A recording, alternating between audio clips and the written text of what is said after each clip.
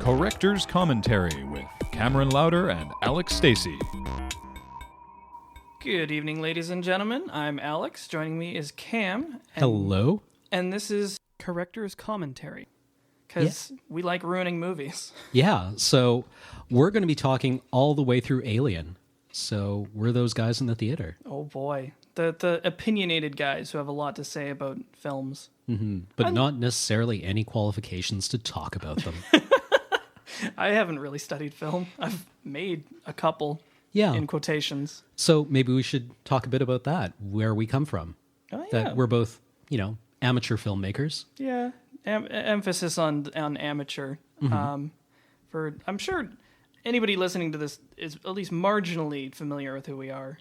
Yeah. We're both sort of from Loading Ready Run, and we're in videos, and we make videos.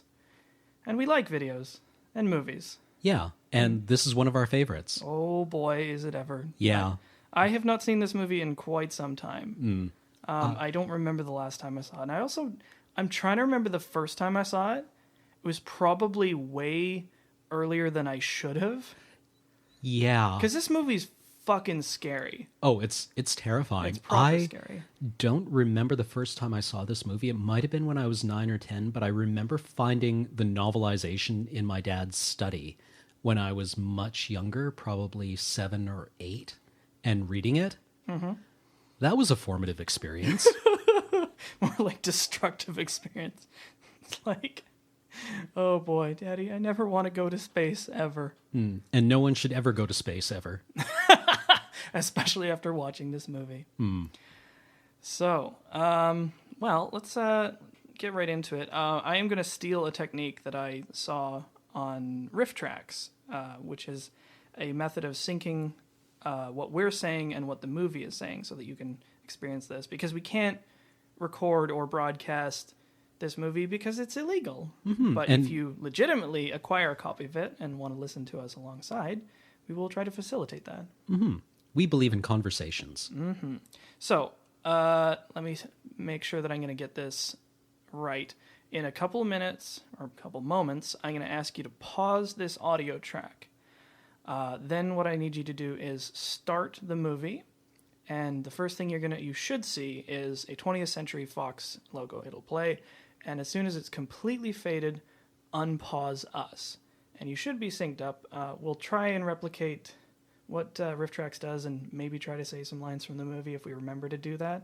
Mm-hmm. But if we seem a little bit out of sync, pause either the audio track for a second or the video track for a second, and it should put you back on track. Yeah, and by the same token, I don't think what we're doing is extremely time sensitive. We're not talking over lines or riffing on what's going on exactly. You say that, but... Well, we probably will. Yeah. So, here we go. 3, 2, 1, pause. And here we go. Yeah. Space, where no one can hear you scream. That was, Brandywine. Have they made anything else that we know of? I can't I know think Ridley of Scott has. So, let's talk about these credits. Oh, man. Okay, first off, they come in as a bar, right? It emerges from the middle. There's another one. The alien comes from within, or from the center of the screen. Oh, I never thought about that. Comes in and then starts appearing on the perimeter, filling in detail. And then just sort of surrounding you, and it's also like, it's not immediately apparent what's going on. Yeah. I also like the sort of, it starts off slow, very slow. I mean, this is a pretty slow-paced movie, but it speeds up where it's necessary. Mm-hmm. Well, and yeah, I just like the symmetry with which it comes in. Man, can you imagine what a pain in the ass that would have been to do without CG? Or like all of this movie without CG. Also, the music here is cribbed from Holst's Saturn, Bringer of Old Age. Ooh. You're going to be like a font of trivia about this movie that I don't know. Well, hopefully I'll be able to bring something as well. It's just an interesting musical choice, right? Because, mythologically, Saturn for the Romans was a god of the harvest and plenty and wealth. So I don't know quite In how this that case, plays not in. so much. Yeah, but he was also like whole Saturn is the bringer of old age. It implies kind of a senescence. Oh man. Also, Okay. super cool spaceship. Man, I love the spaceship design in this because it feels really real. Like the vessel that everybody's on is that tiny little thing at the front, and it's towing this giant mining rig that's like grinding up asteroids with like this gigantic payload. Also, real light falling on real objects, moving through real space. Yeah. Some good old timey greebling. Could you imagine being responsible for the detailing on this thing? Yeah, holy shit. I forgot how good these sets look. Again, like how to put this? These sets look really good because they feel like a real space that, actual people would be working in. And there's also a difference. Like you see this is the living area and it's a lot cleaner. The previous one that we saw, it's very, obviously very industrial. Oh, look at the little spice things. Yeah, the containers of grains or seeds. And this is obviously like a late 70s, early 80s extrapolation of what the future is going to look like. But, like this looks like what a real spaceship might be as imagined back then, as opposed to like a lot of times I'll see stuff that's, I don't know, there's just like all this pointless greebling. Yeah. It's like, what does this even do? But I also like a lot of the things around here that they never use at all, like the helmets. Yep. Okay, what's and that all the thing bouncing emergency in the gear. Background? What is that? Is it like another dicky bird or something? I think so. Probably just Yeah, they just leave a these pseudo drinking perpetual motion toy. Yeah. Oh man, everything's so dirty. And just like the little incidental design. Like the ashtray and the coffee cup. Yep. Good old analog computers. Cam, have you ever read the script for this movie? No. It is written the way it looks. Like, Really? It's actually a great read because, like, it uses really Spartan language. It's just like, a spaceship, everything at rest. It's just like dust everywhere. Like close in. It has an economy of language that's sort of consistent with the pacing and sort of look of the movie. Can we also talk a bit about the Foley in that scene? The computer noises and... Grind. And here we are introduced to the crew, lying in state, pristine as Catholic saints. These guys are fucked. It's a really interesting sort of pattern that they chose for the walls. Just got the little cubicles. Whoop.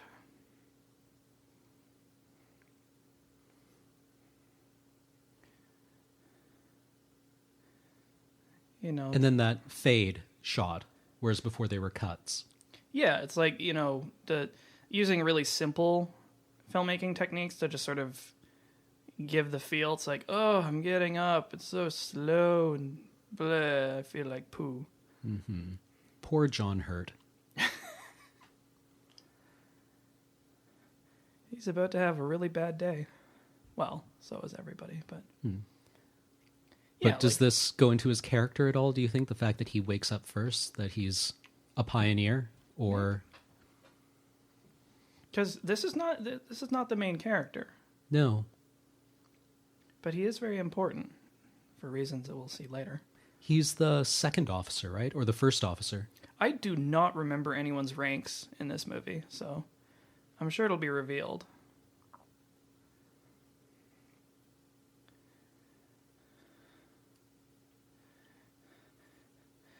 We've just been asleep for 6 months. Yep. Must eat.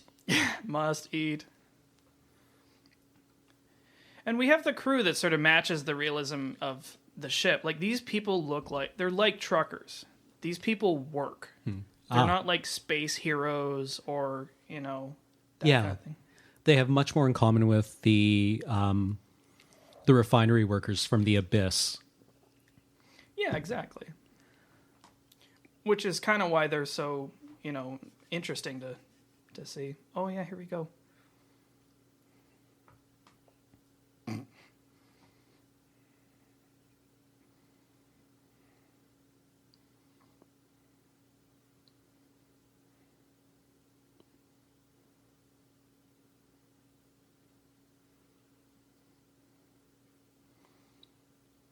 I also like the subtle commentary of that, or that Kane is smoking, right? That combustion isn't really something they're terribly worried about with whatever technology they use on this ship. Yeah, there's they're drinking coffee, they're smoking, like it's normal. They're it's not like a NASA crew where it's like everything's really tense and they have to be clean and everything.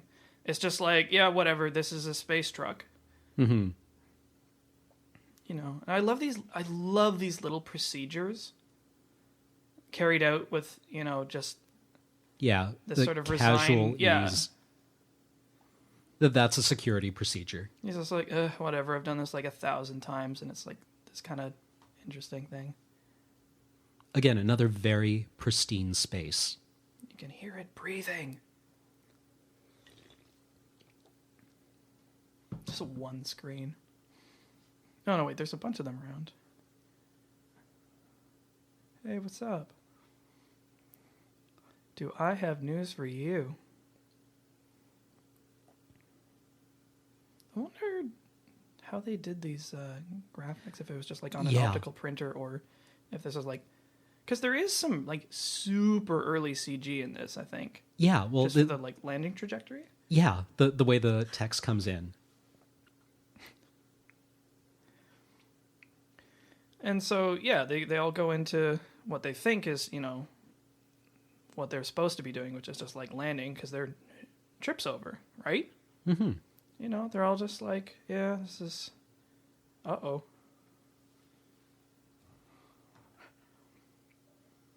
Also, we now know that she's the navigator. Yeah. Without saying, I am the navigator.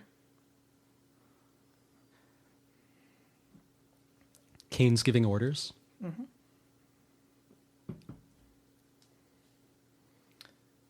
There's a lot of great stuff in here. Like, I think she mentions that the station they're trying to contact is in Alaska.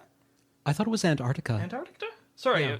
My mistake. I think it's a polar station. Yeah, so it's like that location has relevance. Mm-hmm. There you go. Yep.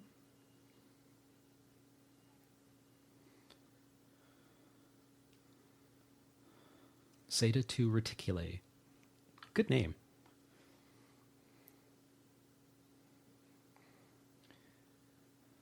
So, why are they lost? So, why are they lost, and why did the ship stop them? Mm-hmm. You're drawn in immediately.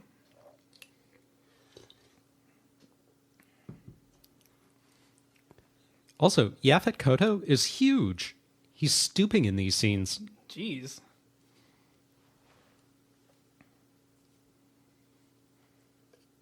Excuse me.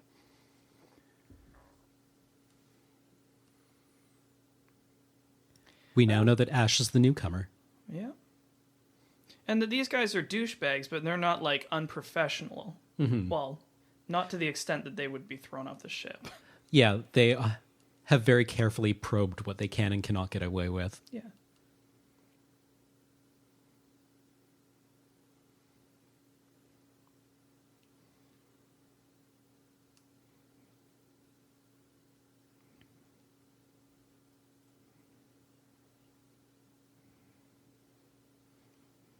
How does Sigourney Weaver not age? I don't know. Wait a minute, Alien 4 wasn't a movie, was it? Never happened. I just meant they made copies of her.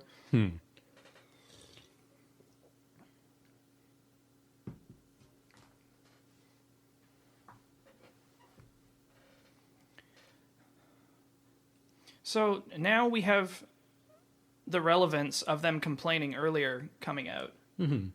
They're like, fuck this. like, we're not getting paid very well to start with. Mm-hmm.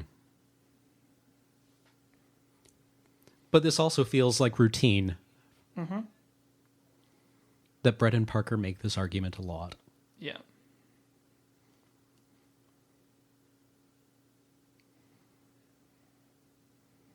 So, you know,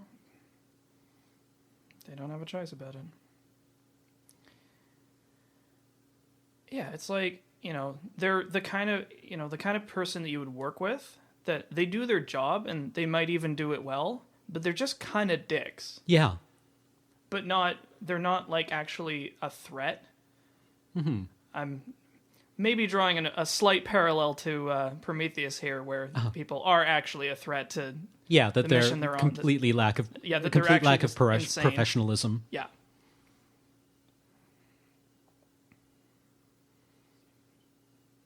Yeah, and just like the tone of everybody. Oh, you know, I love talking. that shot. Ooh. Hey, it's Matt. Yeah.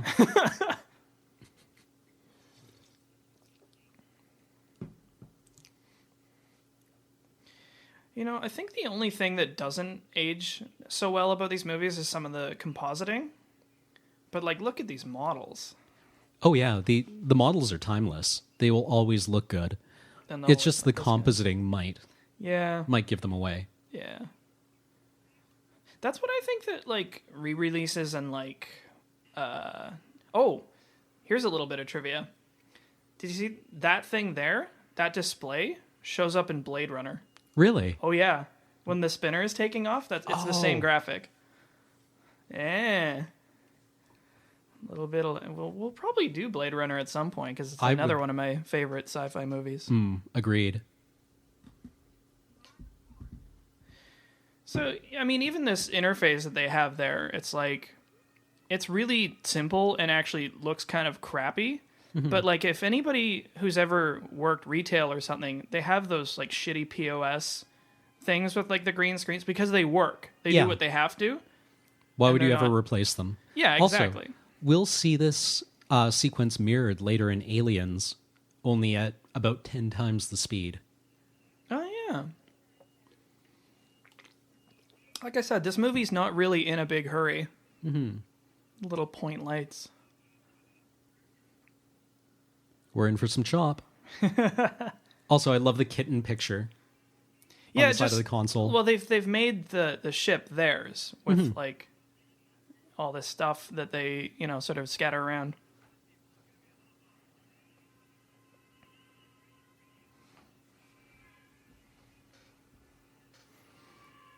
Oh, that didn't sound good.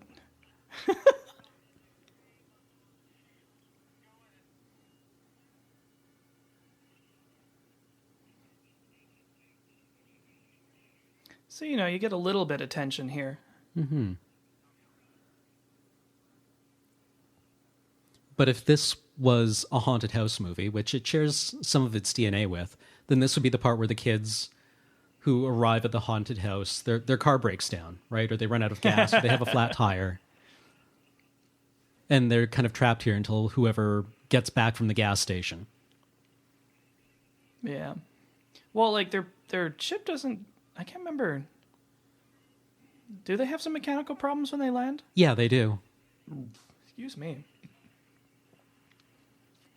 Sci-fi Cabin in the Woods. Well, not the movie Cabin in the Woods, just the trope. Mm-hmm.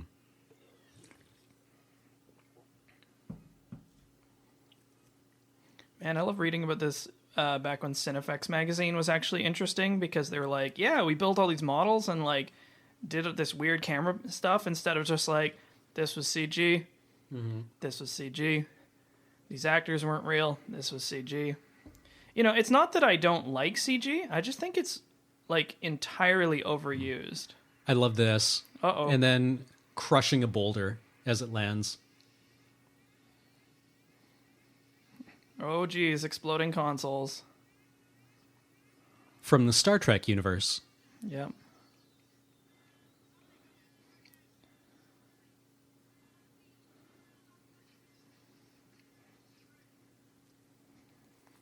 And again, they react to the situation as, you know, people who are at least marginally trained would. You know, they're like, oh, shit, we got to deal with this instead of like blowing a giant spaz and becoming useless.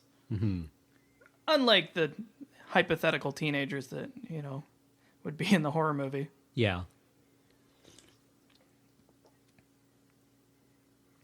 I love the mirroring in Dallas and Ripley's body language, that they're in the same pose. Yeah.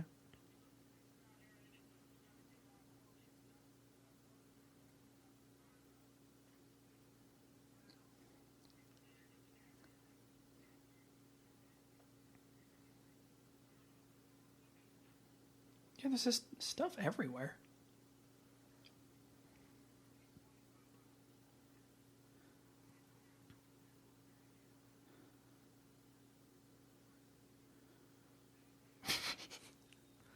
Such big talkers. Yep. So brave. Yep. Like I said, I think all of us have worked with somebody like that, which is why they're such relatable characters. Yeah. I worked with a guy like that when I worked in a kitchen. I think half the kitchen was like that, actually. Yep. People who were just always complaining about things but did their jobs. Mm-hmm. I mean, that's what I really like in movies is when the characters are relatable like that. It's like they feel like real people, and so that I can actually sympathize with them, even though they're in this, outlandish setting, right? Mm-hmm. They're in space, but it's like these are people that I basically know. Yeah. And, well, I mean, these are characters who want things and do things that are in line with achieving those goals. Mm-hmm. And, right? It's told pretty efficiently, what everybody wants. It's just like,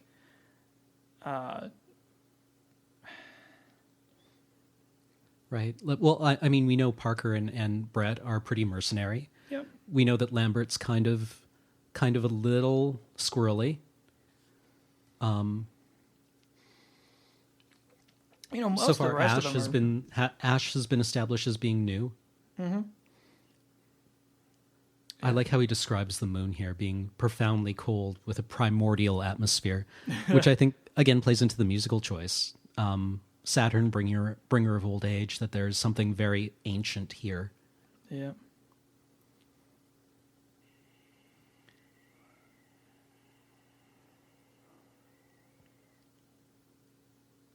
Space suits.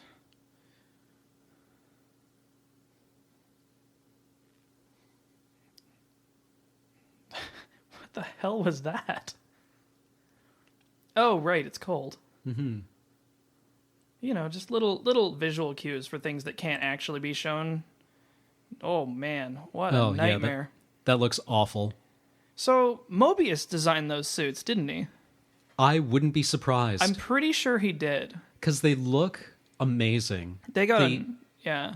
The proportions on them make the astronauts make the characters look a little childlike. The enormous heads. It's right? funny you say that because they used child actors in this scene to make the landing gear look bigger. Really? I'm pretty sure they did. Huh. I could be wrong about that, but I think I've heard that in that scene just there that they used kids. So that these, giant props look even bigger. Right. Hi.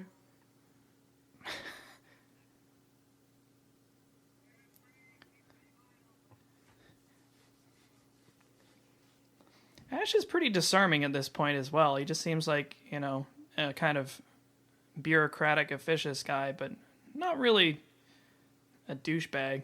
Not like these guys. Mm-hmm. Lighting his cigarette with the blowtorch.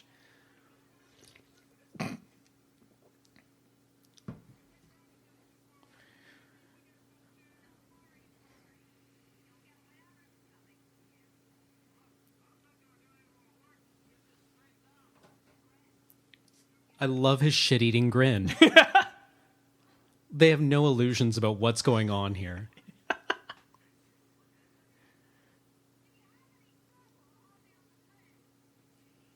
And he just turns it off.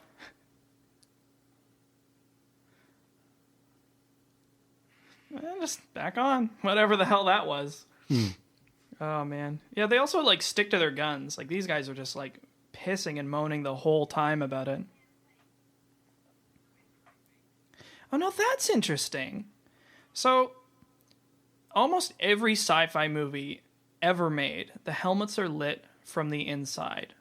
So you can see the actors.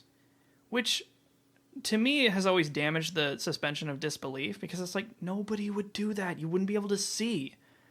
But I notice now, in this movie, it's like a forward-facing headlamp that's tilted just a little bit down so you can catch a glimpse of them. Yeah, but it also casts their face into very kind of high contrast. Yeah, so it's sort of like splitting the difference. You know, it's still functional and not obviously some bullshit they did for a meta reason, which is always a piss off. Was she wearing... Yeah, she's wearing Chucks. Space Chucks. Jonesy. Hey, Jones. Meow.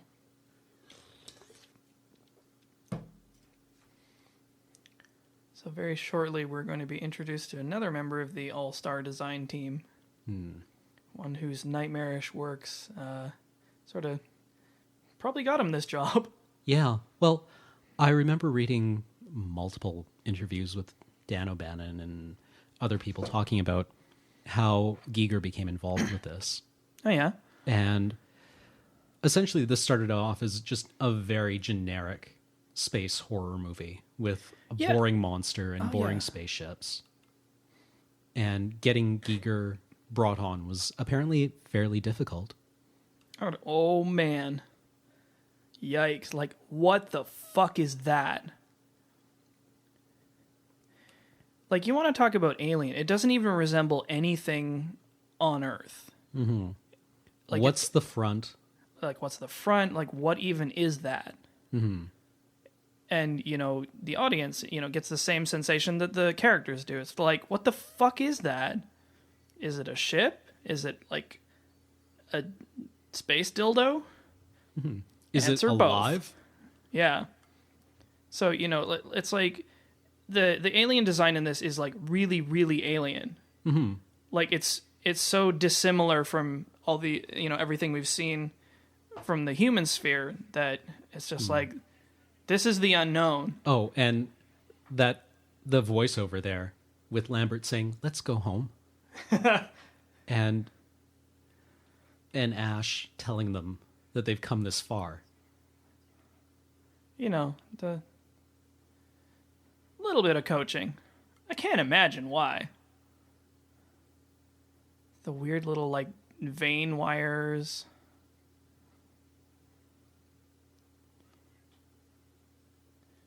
And their video's all fucked. Because their equipment's, like, bad.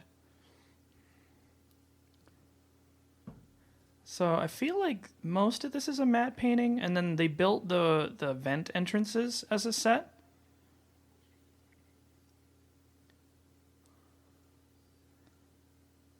Yeah, they, like, built this. If you were to pan out, like, a couple feet, you'd see a lot of plywood. I wonder how much they had to talk Giger down from. It's like, we make it with less vaginas and dicks? Like, just a little bit.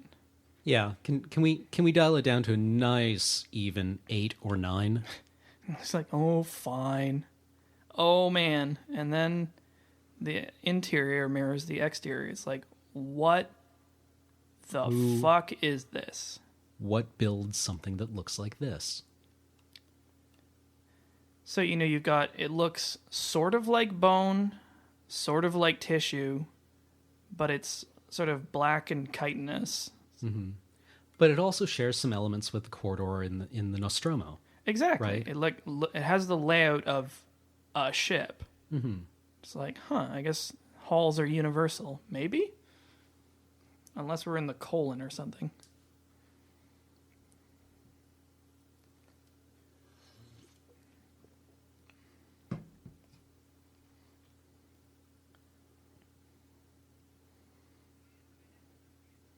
Something different. I just love the feel of the spacesuits. They're bulky in a way that suggests that they're sturdy and robust, but they also look very vulnerable. Yeah. They're a little clumsy. They're a little limiting. You can see the condensation everywhere. And they're Sort of Russian-style inner helmet. Hmm. You also notice they've kind of stopped talking a lot now. It's like, and yet not saying like, "What is this? What's this stuff? I'm confused." The big tell here is that Lambert has stopped complaining. Yeah, pretty much. And then this thing, you know, it goes from weird to even weirder. It's like, okay, that looks like a guy. He also appears to be attached to this chair bazooka telescope thing. Dental x-ray? Can we go home? At what point do you just call this in? You're just like, we found a thing. Yeah, you should probably send somebody who's qualified to come and check this out. Yeah, it's just like, what is it?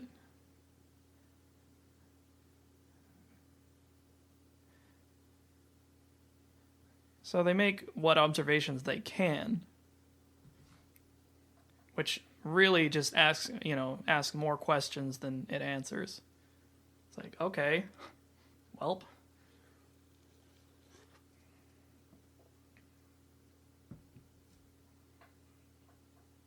Huh. That doesn't seem like foreshadowing. That happened to a guy I knew once.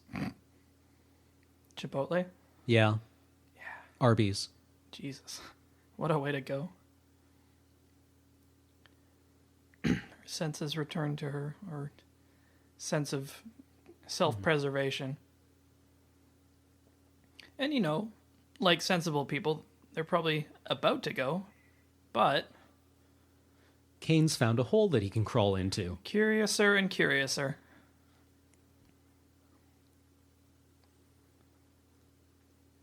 Ugh.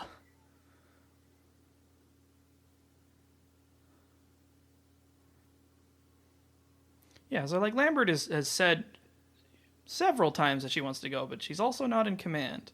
Mm-hmm. And isn't going to do something stupid like, oh, I don't know, just leave. Yeah, on like her just own. run away. Yeah. Meanwhile,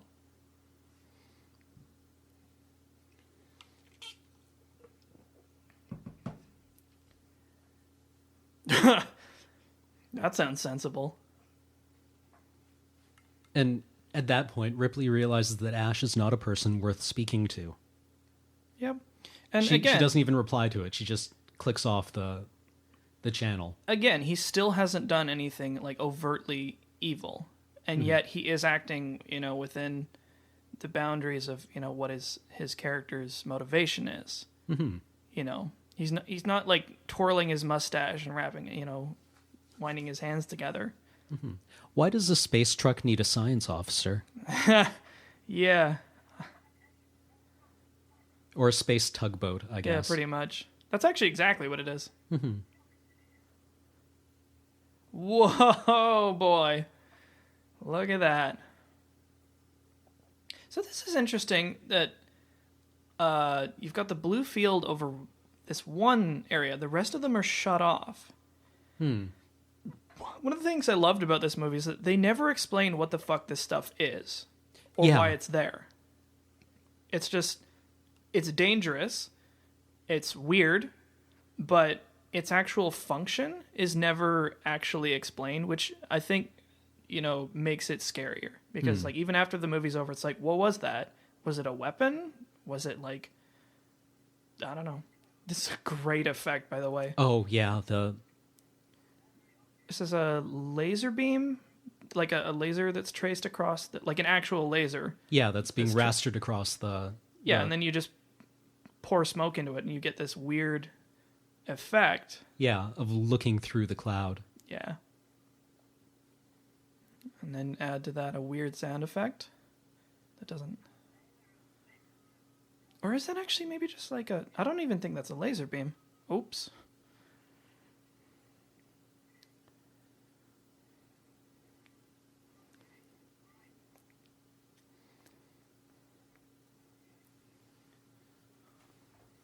Yeah, considering where Kane straightens up, you probably don't want to be shining a laser because it would shine directly into his eyes. Yeah, it might just be a powerful lamp of some sort. Yeah.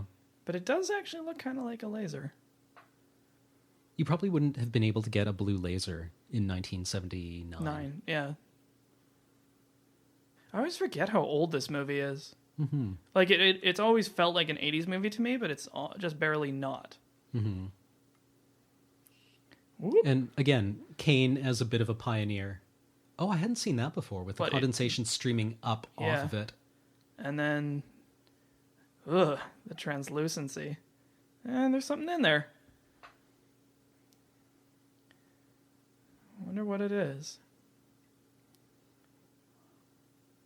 That it's gone from some kind of deep hibernation to... Some sort of active state? Yeah, very quickly. Yeah. Either that or it was always like that. Whoop. Gross. It seems to be full of sushi. Or chicken breasts.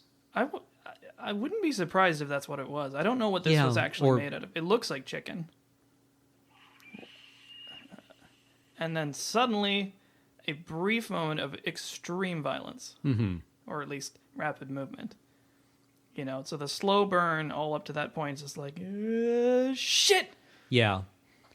And the entire time, Kane has an expression on his face like, this is probably a really bad idea. But what is it? Mm-hmm. Now, this is a part of the movie that I just love. Mm-hmm. All right, so they come back. You know, also their escape is shorthanded because we don't need to see that. So they return to the ship. Well, also, it kind of ramps up the tension. You don't know what's happened. Mm-hmm. You only have about as much information as Ripley and Ash do. Exactly. He seems awfully excited to meet them.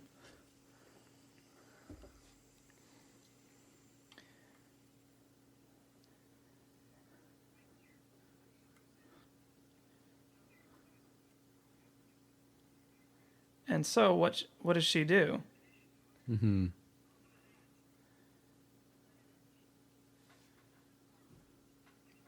She's just like, forget it.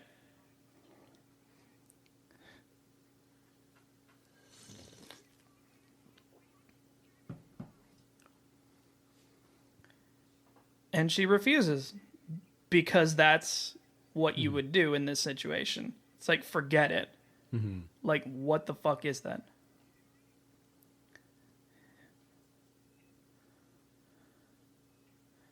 And... welp. Huh. Ian Holm is so fantastically squirrely in this movie. Yeah. I like the laser cutter. Mm-hmm.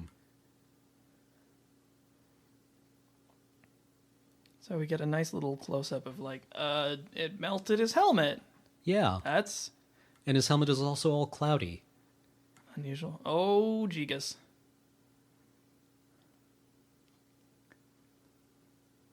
Huh. Whoa.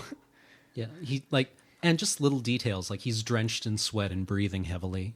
Yeah, so he's and the clearly gills still on the alive. side are Yeah. inflating. Mm-hmm. You know, as it strengthens its hold around his neck. You know, it's just like it slowly sort of outdoes itself on the weirdness scale. Mm-hmm.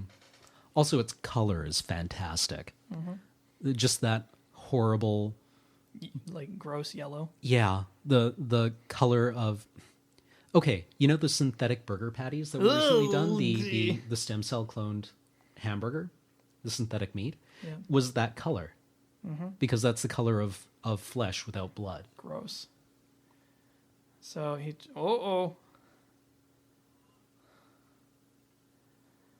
I just noticed that their face masks are not attached to any sort of oxygen supply. Womp womp. Ah.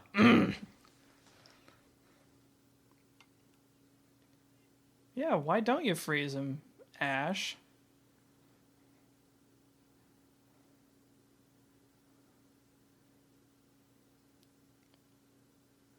So, you know, X-ray, logical next step. Mm-hmm. Let's see what we find.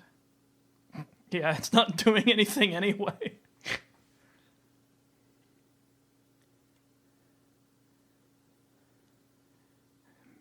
Bet you they didn't have scanners like that back then. And Now, in the oeuvre of body horror criticism of this movie, one of the easier things that people talk about is the idea of the body horror as kind of a rape image, which I think is a very low hanging fruit, where the ovipositor is very phallic, right? yeah. And it's violating the body. But to me, that implies that the alien isn't actually that alien, because that's a very recognizable fear for us. Yeah. Right? The violation of the body and the self isn't an alien threat. It's something that's very primal. However, what it's actually up to is pretty creepy. Mm-hmm. And here we go. Whoops. Uh-oh.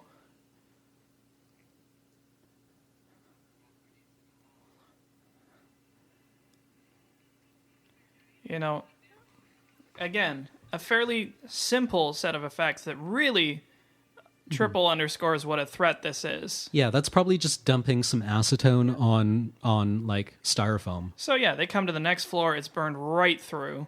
Mm-hmm.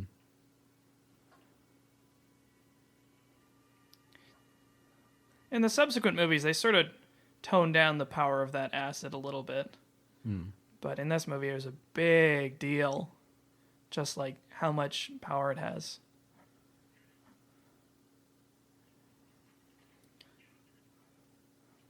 And again, even the douchebags, like in a situation where, you know, they're all in danger, you know, they drop the complaint act and are just like, yeah, this is for real.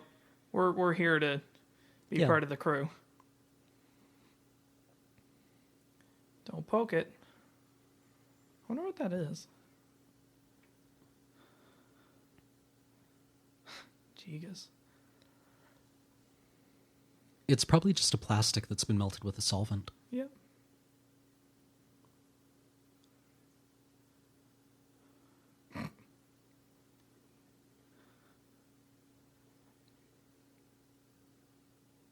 You know, those lines are a little on the nose, but... Mm-hmm.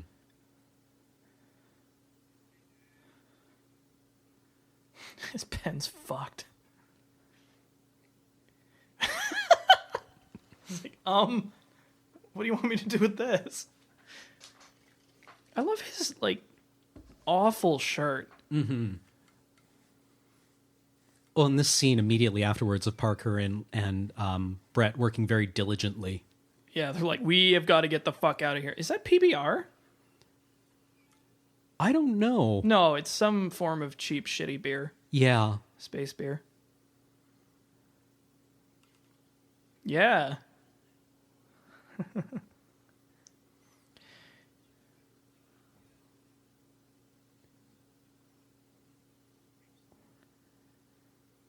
You know, you'll also notice that nobody in this movie is particularly pretty. Yeah. Well, they're not ugly. They're just like not, you know, supermodels or anything. No. Which always kind of irked me, you know, in a movie where, you know, there are truckers. They should look average, and they do. Look at all this equipment in the background. It's just like binocular. That's actually just a pair of field glasses, I think. Yeah. Nice. Yeah, their space tug has a multi-million-dollar medical facility. Huh, I wonder why. Well, I suppose it's conceivable that they could be out somewhere for a couple of years. Yeah. And that this ship might have other functions to fulfill. Well, it also might just be like a regular medical bay. Yeah. You know, it has to support a crew of, what, like half dozen? Less than a half dozen? Mm-hmm. It's like 8 people. I'm so bad at counting. Ooh, you startled me.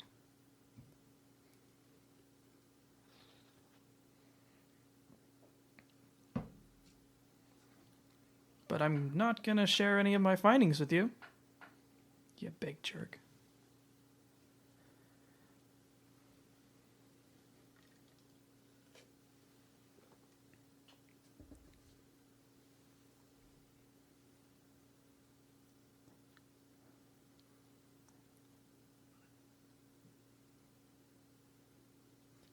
I like how Ash has the same pen that Brett does. That those are like they have a Standard. box somewhere of Wayland-Yutani black pens. Yeah.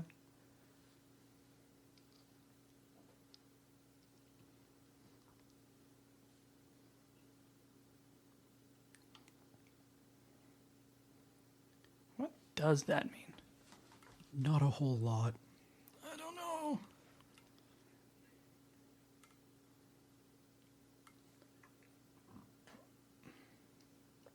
Yeah, you idiot.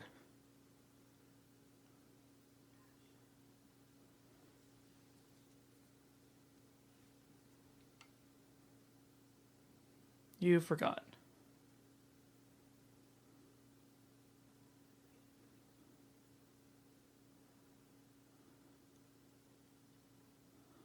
We know what you would have done with Kane. You explained what you would have done with Kane. Why are Left you him on the asking- front step. Yep. Sorry, brah. Yes.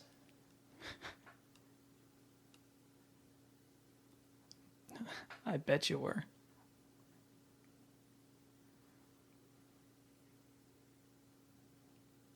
You know, I love the little needling here. It's just like, hey, what you up to, buddy?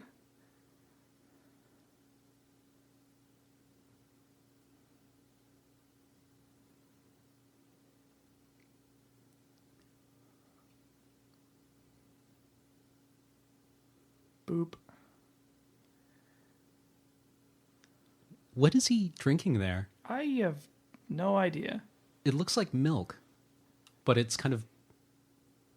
Blech. It's probably like space soy bullshit. Android chow. Spoilers? And then we have Dallas here in the... Oh yeah, the like main cockpit. This teeny tiny. well, this is the shuttle. Yeah. Oh right, yeah. The shuttle, which is also sort of the. Wait. No, Oh, it's just... right. What do you mean something?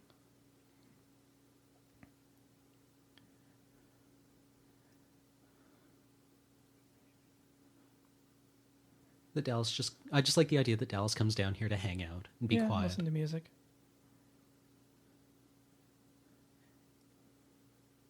Oh boy. Yeah.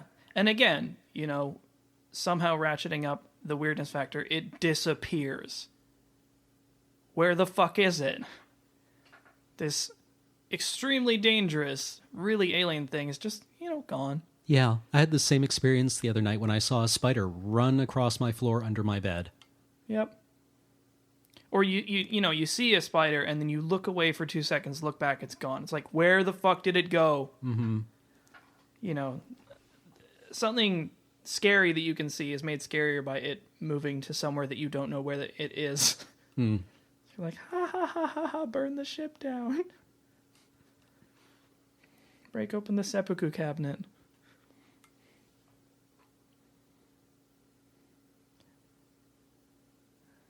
And we have another extremely tense scene.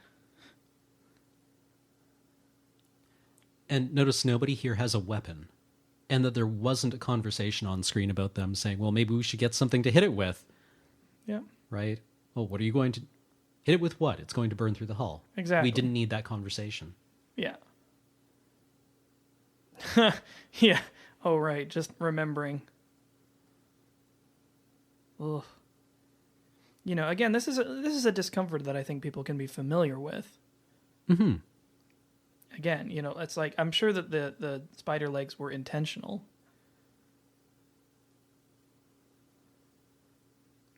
And, you know, you just draw this scene out nice and slow with the, you know... What? Yeah. Did he eat it?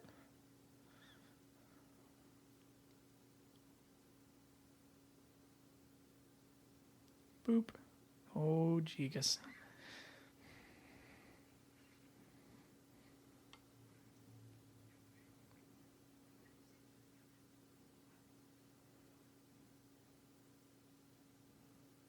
Mom?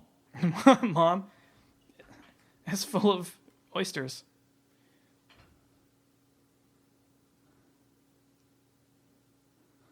Yes, we do. Platter number 8.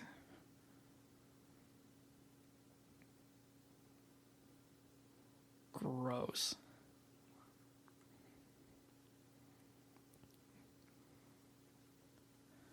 Like, everybody gets into it.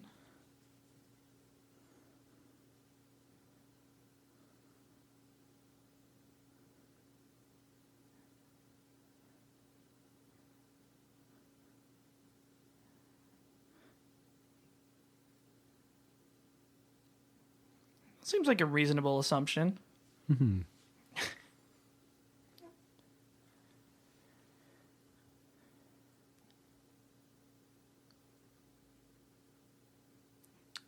Ugh.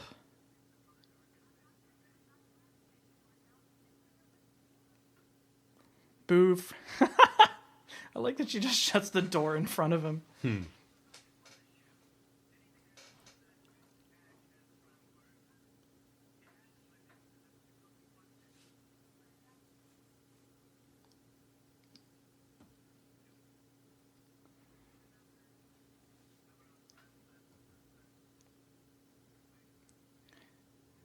That seems awfully suspicious.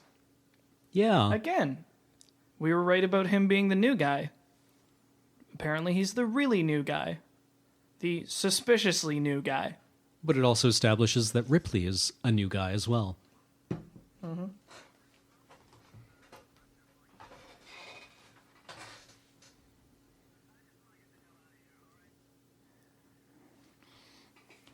So, all out of patience, he decides to lift off. Excuse me. Let's get the fuck out of here. I'm sure we'll be fine once we get in the air. Well, again, it's probably not a terrible decision to try to get out of off the planet that's maybe covered in those things. Yeah. Spit on it for 2 minutes. It's sort of like colloquialism for something extremely scientific. It's like, yes, alter the vector. To what? Sideways.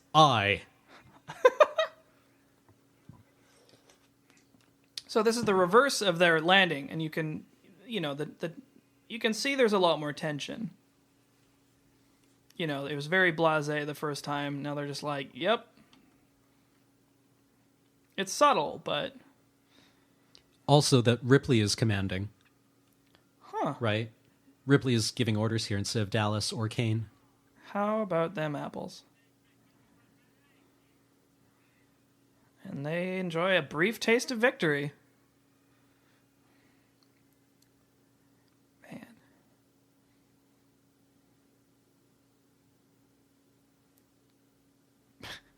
He rolls his own cigarettes.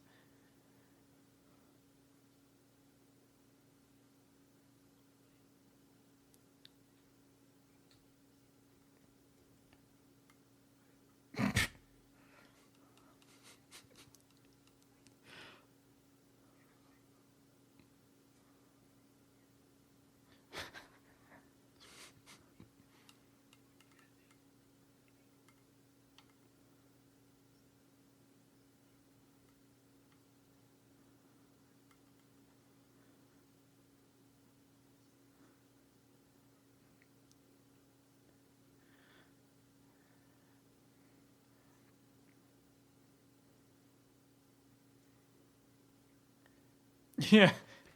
Simpler. And Ash gives no information. Nope.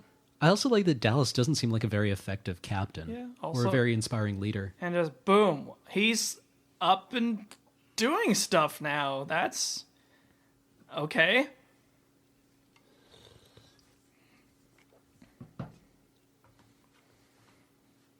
So, Nope.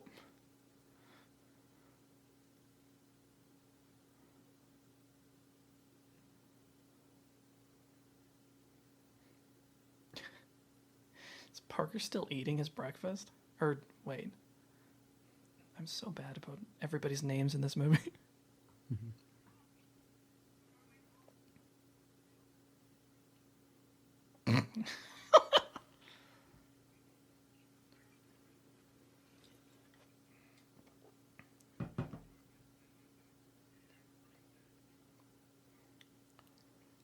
So, I do like the idea that they also have to buy food from the ship stores. I don't know if that was just like a joke. Or a joke, or... Yeah. Okay, what kind of beer is that? So here comes a classic to end all classics. Yeah. This is just... So the rumor is that the actors were told that they were going to show up, there was going to be an effect, and that they were going to react to it. Mm-hmm. So that was the information they were given, and then a thing happened. Yeah. And they reacted to it. And were maybe put on tilt because the cameras were all covered in polyfilm. Uh-oh.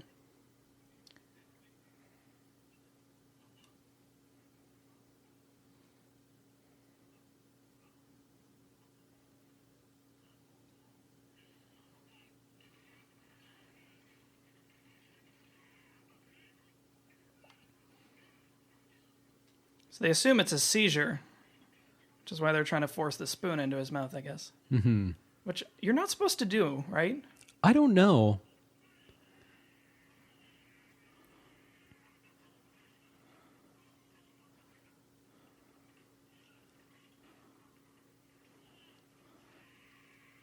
Holy shit.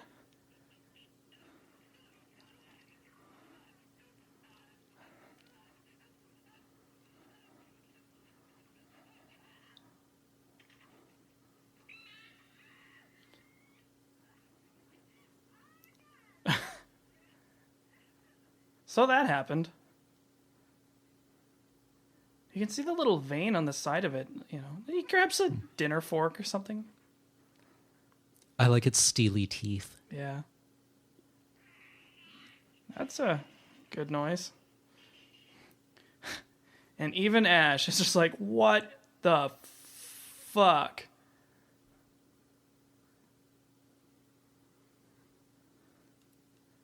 How do you begin to react? And so what does this mean now? Again, the brand new threat, trumping the weirdness of the previous threat, Right. has disappeared again. And again, we're panning through what seems suddenly like a very, very big empty ship Yup.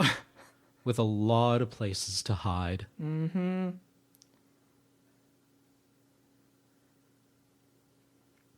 Conceivably, it could fit in one of those helmets. Oh, good. Oh, good. But, you know, they do take the time to at least bury the poor sod.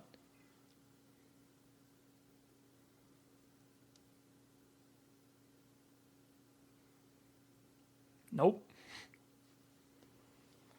Get him out of here.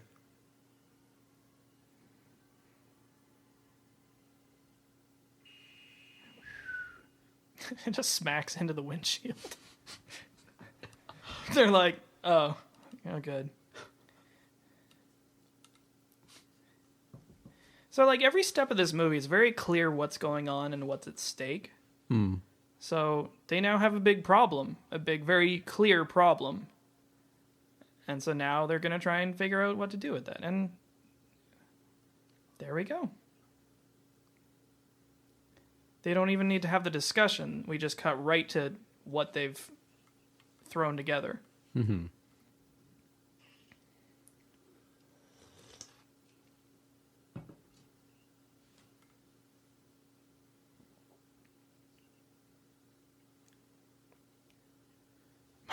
Fuck.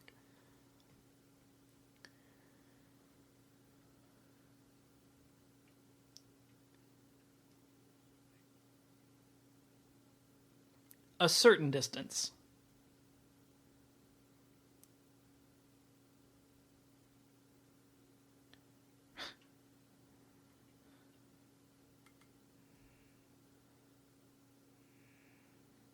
Box with a tube on it. Mm-hmm.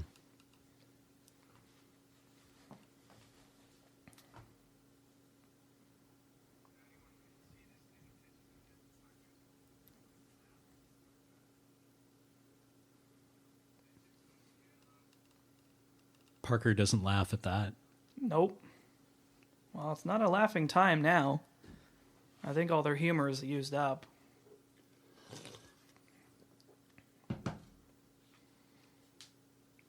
Yeah.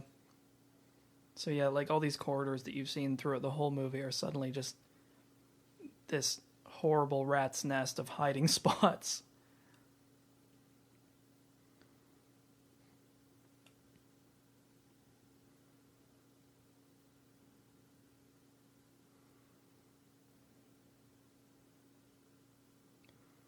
He's just got a knife.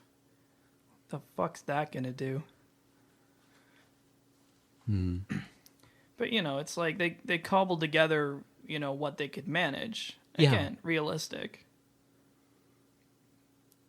Random mining stuff. A buggy. God, they had to build that.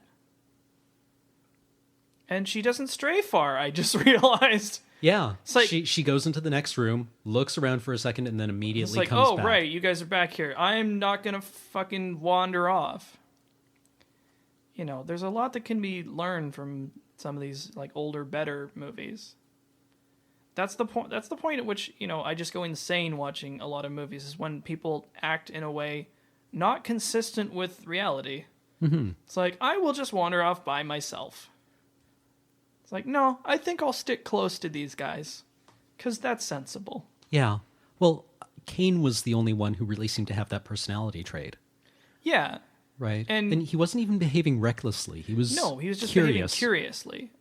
You know, it wasn't until the last minute obvious that it was a threat, because it was so weird. It's like, what is this? I don't know what it is. Not, this is a threat, I'm going to fuck with it. Yeah. Again, Prometheus. This seems to be a threat display. It's just like, oh, hey, a snake that's, like, coiling like something that we've seen on Earth that acts in a threatening manner. I think I'll play with it like it's a puppy. All the space suits. I think some of those might actually be Russian helmets. Or surplus. Or, I don't know if they actually made them. Like, this ship is just such a warren. It seems to imply a crew of dozens or hundreds. Well, yeah, because I think the idea was that, like, they're a tugboat pulling a colossal mining ship. Right, which might require hundreds of people to more operate. Like a mining facility. Yeah. It's like Red Dwarf is kind of the same way. It's like a teeny little tug on the front of a, you know, planet-sized thing. Got your net, got your cattle prod.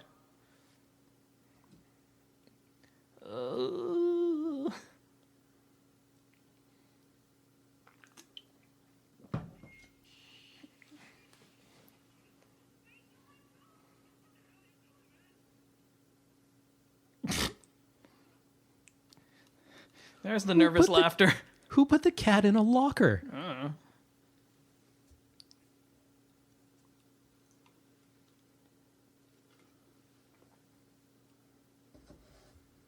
Okay. Which, again, I mean, could be... We'll find out that was an incredibly stupid thing to do. But again, it's also in character for Parker to send his subordinate. His subordinate off on a punishment detail. Yeah, you know, they've also been faked out. It's like, you know, this sort of toes the line of being contrived because, again, he's, you know, splitting the party. Kitty crap. But it makes a certain kind of sense that their incredible amount of tension was just cut. They're like, oh, it's the stupid cat. So it's probably somewhere else. Given the size of this place. Jeez. You know, the way the shot is framed with, like, the huge background and the, like, small figure in the center. God, he looks awful. You know, it's just the amount of, like, sweat and grime applied to the actors, and their hair is all fucked. Yeah, you can tell none of these people smell very good. Oh, man. In space, you don't want to smell. Are those tank shells? Fired from what?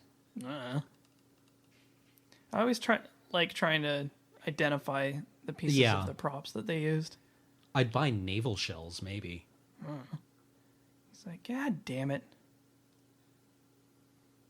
Oh, good. So, again, something faintly recognizable to anyone who's seen a snakeskin. Yeah. And that's probably the line of reasoning that he went through. It's just like, what the... Oh, Yeah. I think I might know what this is.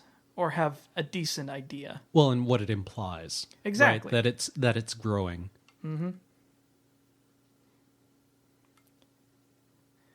You will notice that I really, really enjoy things that are said without being said.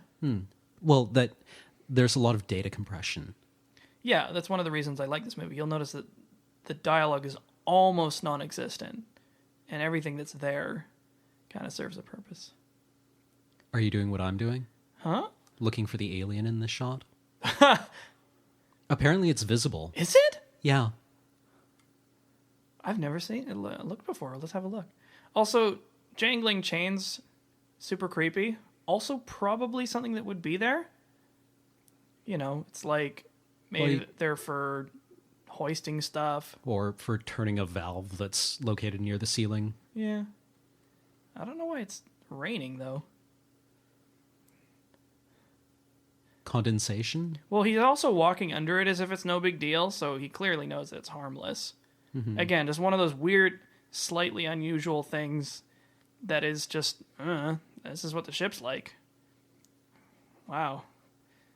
That maybe he's underneath something for the engines. Yeah, just or the like power system. Harmless coolant. Or he's just an idiot. Or it's just water condensing off something cold. Something very big and very cold.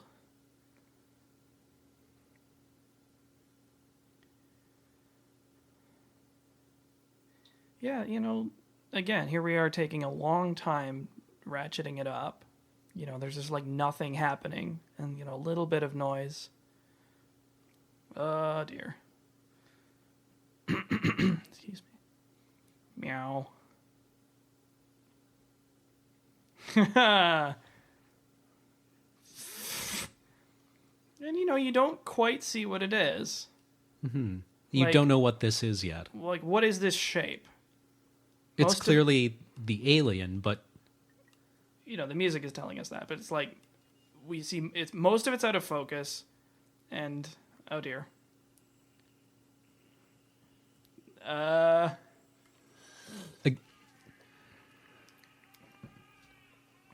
The steely teeth kind of provide a landmark.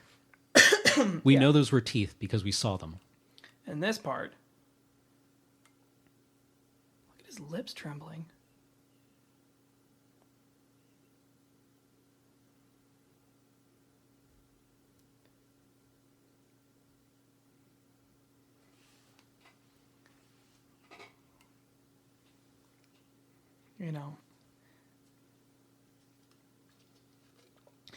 Again, that little stab of extreme violence is over very quickly. And it's not drawn out and unnecessarily sort of gruesome. Yeah. Well, I mean, it's a very quick, brutal kill. Yep. And Lambert asking, "Is Brett alive?" and Ripley saying, "No."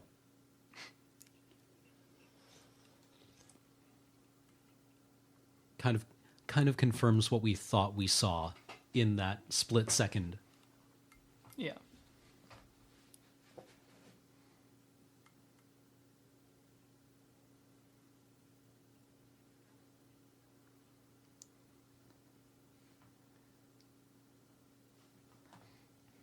Most animals.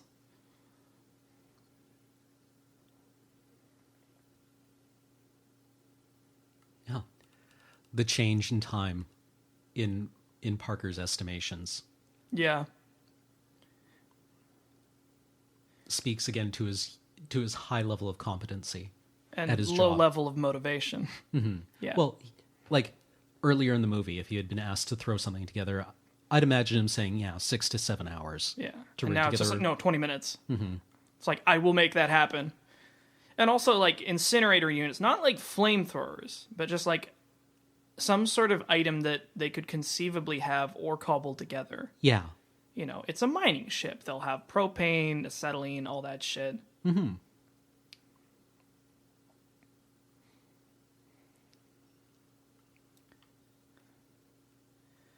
So he talks to the expert. Unable to compute.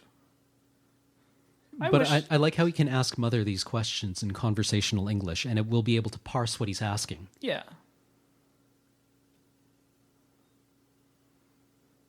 I kind of wish modern computers said unable to compute or does not compute. And then just, why not?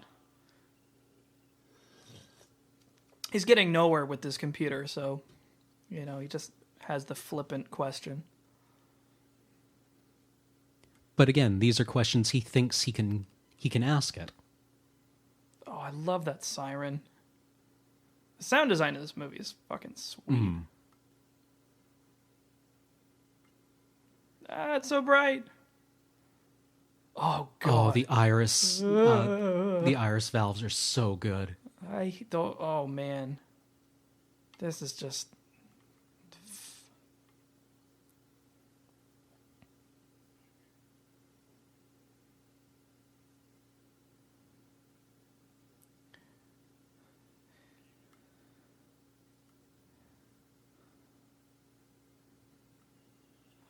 oh, the noise it makes.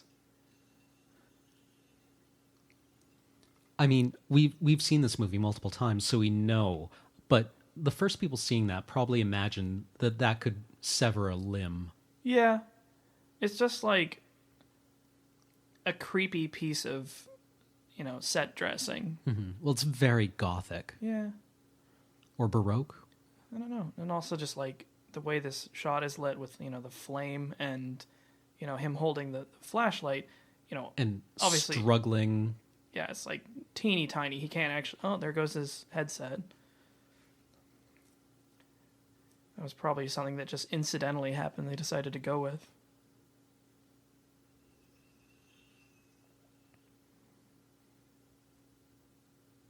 Is that a heartbeat I hear? Yeah. Nice. Like, he's trying to walk, but he can't. That was just my tech sound.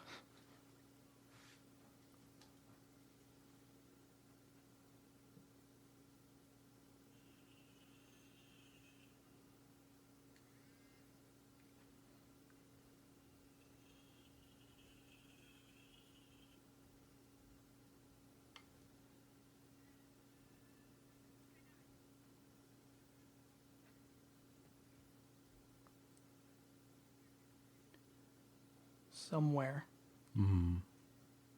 So it's like their plan is to try and flush this thing in a way that they can control. Right. Which is why there's only one of them in the... Also, only one person Yeah, would fit one in person there. could fit.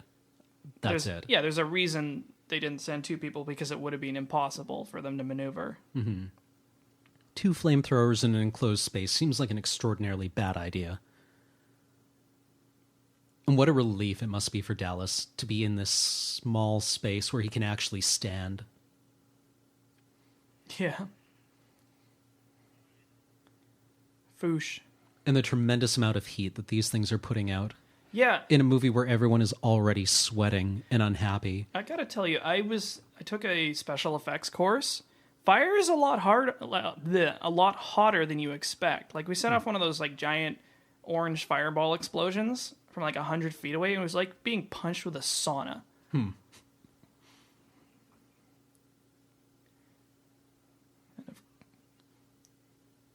man, Lambert's freak out just gets so good here.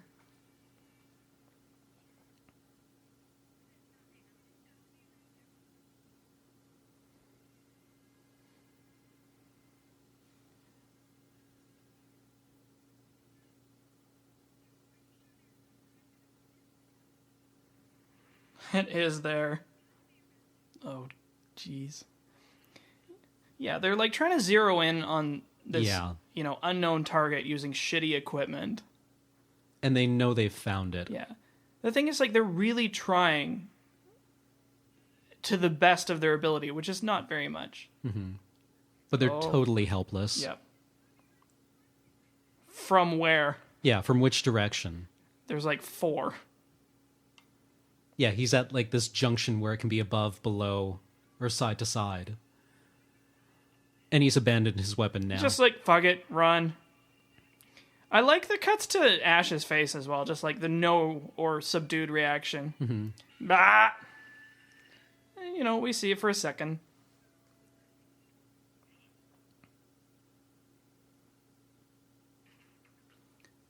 Oh, man. And with that, the apparent hero of the movie is gone. Yeah, I wonder who's the main character now. Yeah, he just disappears. Man, she looks really upset. Yeah, that's a great face. I wonder how long Ridley Scott yelled at her for to get that.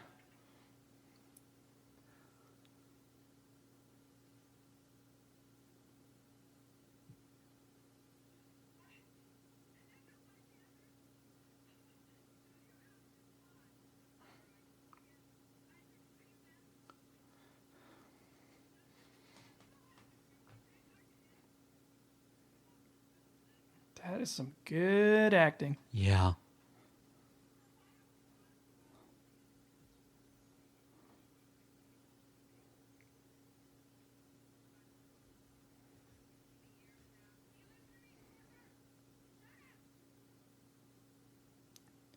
You know, they're coming apart at the seams, but in a convincing way. They're not like throwing caution to the wind just yet.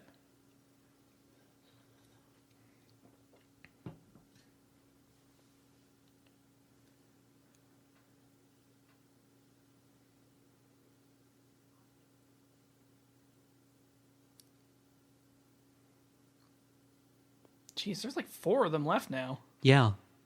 Yeah, suddenly the cast was cut down very, very quickly. Yeah.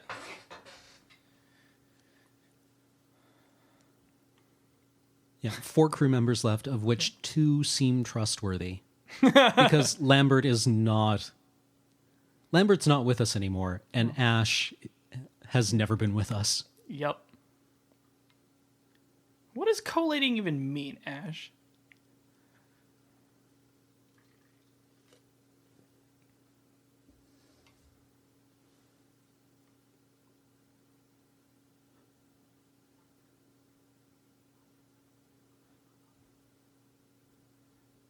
Oh, I like this slow turn. It's just like, oh, huh, that could be a problem. Oh, jeez. Yeah, she looks terrible.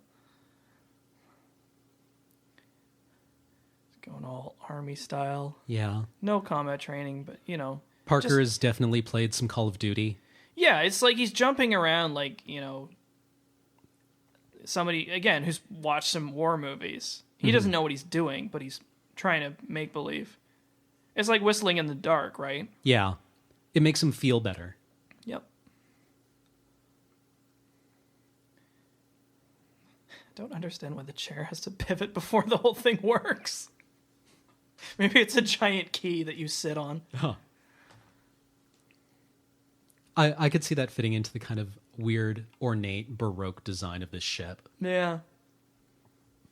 Just like, or in the same way that the Navy is unbelievably superstitious, you know, the spacey or whatever it would be called is also superstitious. Yeah. That you have to have certain procedures. Like, where's the ship's bell? Yeah. Where's the paint locker? Hey, what's Special Order 937? Finally ask the correct question.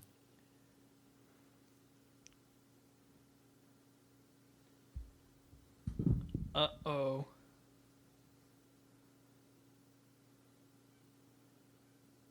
And it took her a long time to hit enter on that command. Yeah.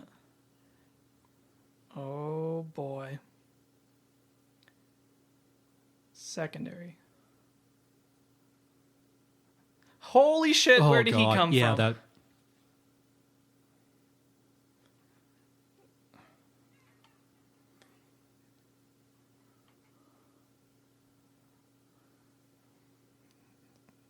Again, real good acting.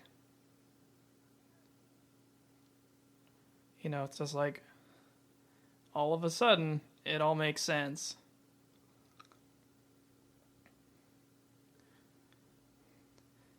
Not really any better off. In fact, probably worse. Yeah. That suddenly they know that they have an additional threat. Yeah. When did she get a nosebleed? She's really angry. Wow. All aboard the tilt-a-whirl. I just choose to believe that she's so angry she got a nosebleed. Yeah, that seems fair. I love mayonnaise. Actually, well, he's injured too. I guess maybe there was a brief fight that was cut. Yeah. And then, like, what the fuck is that? Like, why is there milk on it? Oh. That slow reveal that Ash... Yeah. There's something wrong with him. He also is not behaving in a way that, somebody who is trying to fuck somebody up would. He's just stops, thoughtful for a minute. Mm-hmm. Notices the cameraman. See? Yeah. They actually intentionally kept that in. Really? Yeah. I didn't the know cameraman bumped those wind chimes, which is what caused him to turn like that. Huh. And then he's just like, what am I going to do? You need more literature. Try this Reader's Digest. Yeah, of all the ways to kill somebody, Yeah, it's so why weird. would you select this? And that he seems very... not okay. Yeah, there's something else wrong with Ash at this point. It's like, this doesn't make any sense.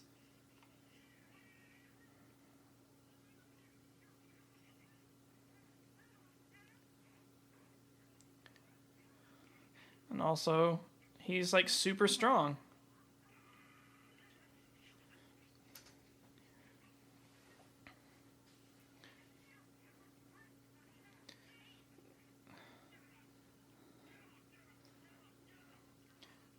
And so this happens.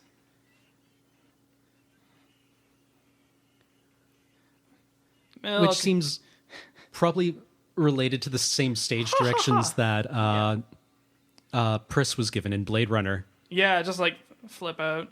Yeah. Can you do a convulsion? Can I? And he just does the little Mr. Domo Arigato, Mr. Roboto. Domo. Voice synth fucking up. Welp. A robot made out of soy products. Mm-hmm. He's full of clam chowder. I love the sound it makes. It's like, doo-doo-doo.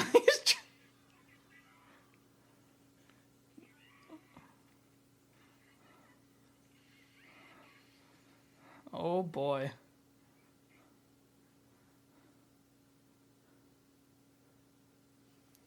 It's the weird little tubes and Yeah, that he's fibers. full of pseudo-biological stuff. Mm-hmm. Weird little fiber optics. Yeah.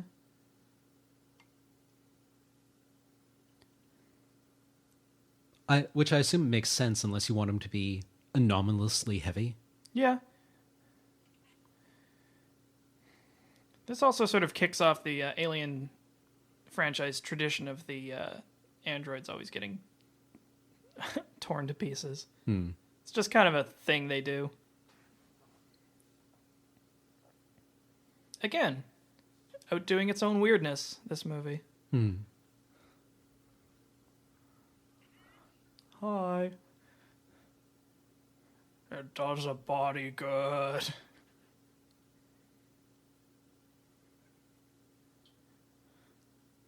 So this is awkward.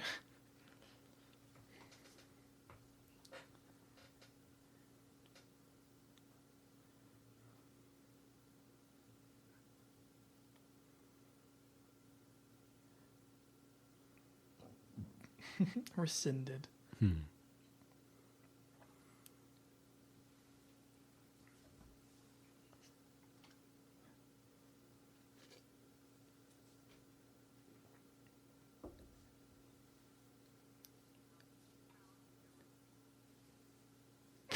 And just like that. Mm-hmm. Just like, There's no... You can't. I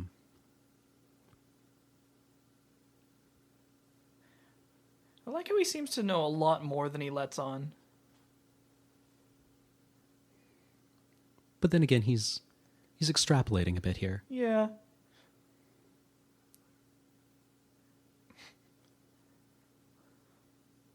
A survivor. Ugh.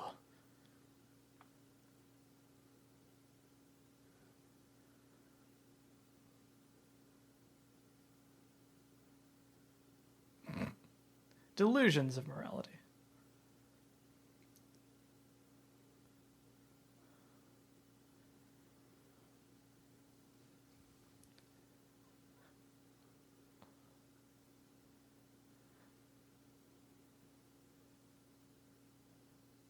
You piece of shit. What a great response. Just the immediate response to, that really sass bag is just like, we're going to blow up the ship. Yeah. Just like... You know what? We're out of options here. Just like, yeah, I'm done. The drinking birds behind him. Yeah, fuck you and all.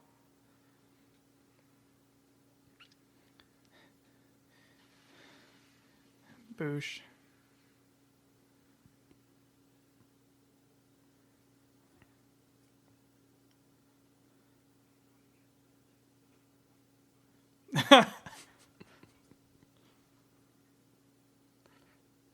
So, again, they can't just leave.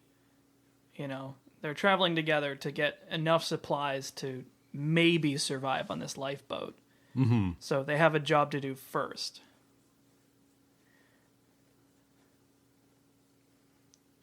So again, a reasonable split the party. Yeah.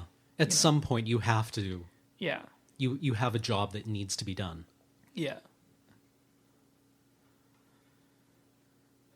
And, she can presumably close herself into here, which is maybe not the best. And again, we have been splitting the party before. Ripley went off to speak to Mother on her own. She left Ash on his own. Mm-hmm. This ship is enormous. It's conceivable that you can... Also, now that it's so large, they're maybe less concerned about it, being in every single tiny air duct. Mm-hmm. So, you can look down a corridor and be like, yeah, it's probably not there. Also, what the fuck choice do we have? Yeah. Get that hair out of the way. It hasn't been shy about attacking people before. Yeah, so... That stupid cat.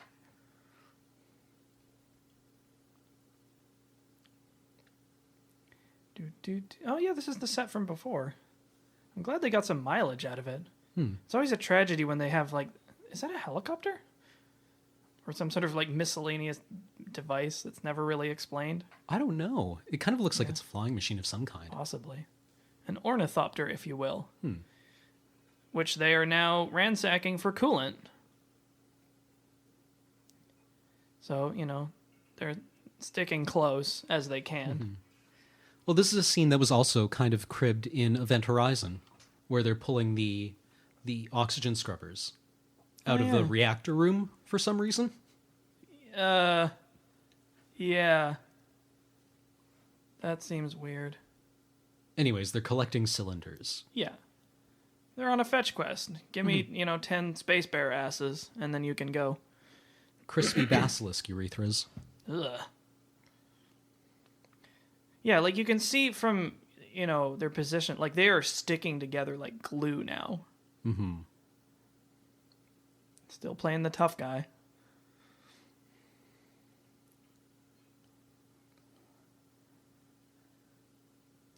Another heartbeat. Yeah, they keep doing that. Now, do you think lingering Which is, on the... actually, it's gone in the scene with Ripley. Yeah. I was just saying, you saw how they sort of lingered on the motion tracker in that shot for a second? I wonder if that was intentional. I don't know.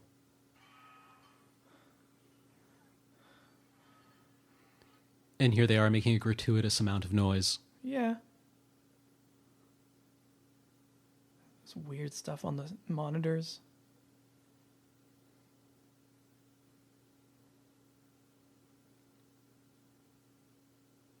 Wonder if those spacesuits were made from scratch. Like the weaving there looks like a compression suit. Oh, like on her for high fatigues? altitude flight. Yeah. They probably just like took elements of existing like aeronautics industry sort of uniforms and turned that into something. Mm-hmm. They look like just overalls with a very slight little hint of spaciness to them. Yeah. The lacing on the back. Yeah, it's not just like glowing laser fatigues. Mm-hmm. With Something that looks like it has a very low-tech application. And this is a good reaction. It's like Anyone who has owned a cat can relate to this. Oh boy. Yeah, making characters relatable. And she gets it. And it's like, now you are going in this box. You are no longer becoming a liability to me. Uh-oh.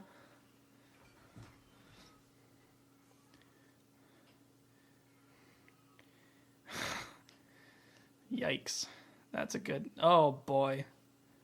They both see it. The reaction tells you what is going on.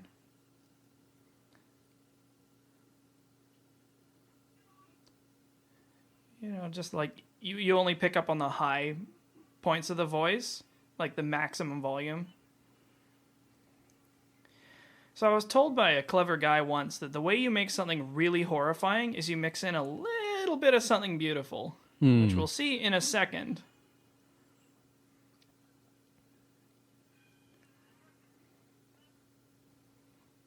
Poor Lambert. Not even making anything that sounds like language. Yep.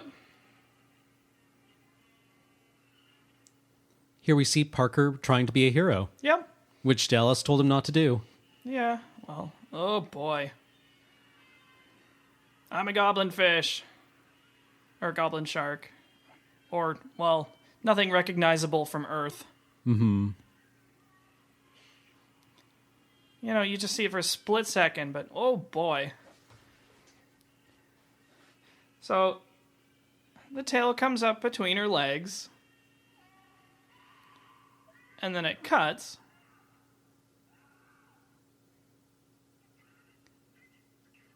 And then you hear a sound kind of like someone having sex. So, holy shit. Yeah. Right? Yeah. Isn't that just like so much worse? Yeah. It's like, that wasn't just a scream. That was just like, what is happening to that poor woman? Yeah. And Ripley's about to find out. Just the shudder.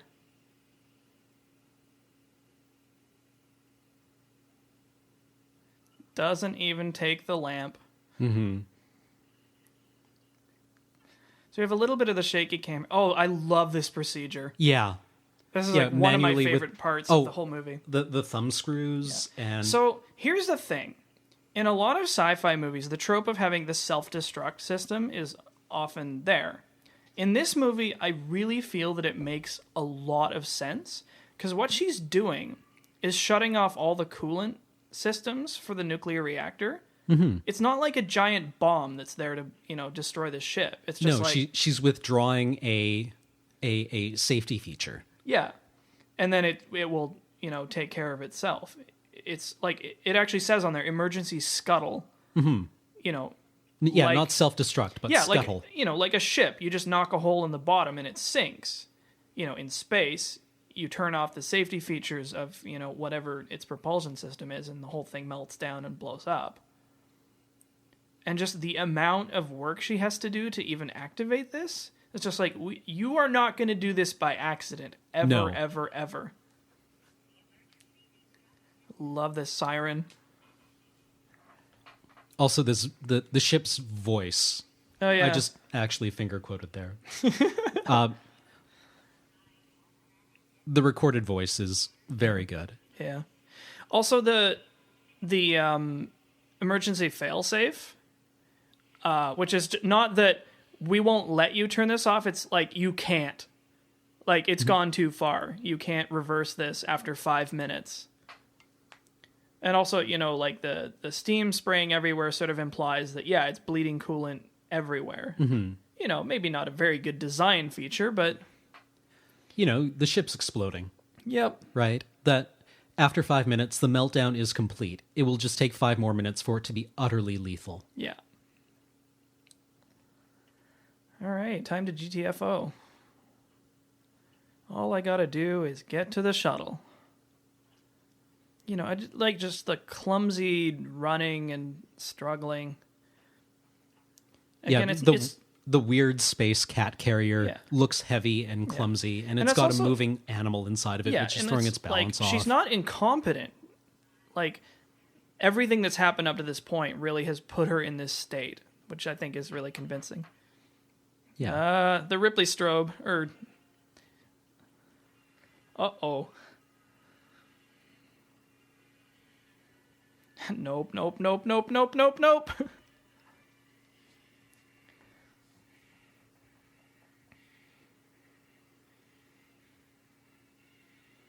Ah. I only just noticed now that she left the carrier. Yeah. It's like, fuck it. I'm glad it doesn't eat the cat. Mm-hmm. It's like, This seems like a lot of work. Yeah. The other thing about the alien is, like, it's never really clear why it's so hostile. Mm-hmm. It's just this horrible threat. It's like, is it killing everybody because it, is defending its turf? Or, oh, geez. Oh, and that... Oh, yeah, that shot that we just see for 1 second. Of the engine cores of the nuclear reactors. Yep. So, she changes her mind, and it's like, no, go in. Come on. One time. And she has to do this whole thing in reverse. Mm-hmm. And she finishes with this and is like, oh, fuck, right, this bullshit that I need to deal with.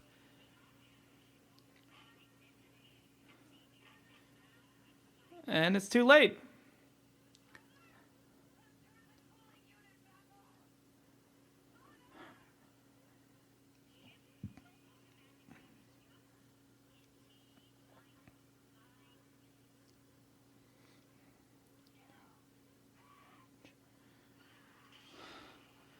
That's some good frustration right there. Yeah.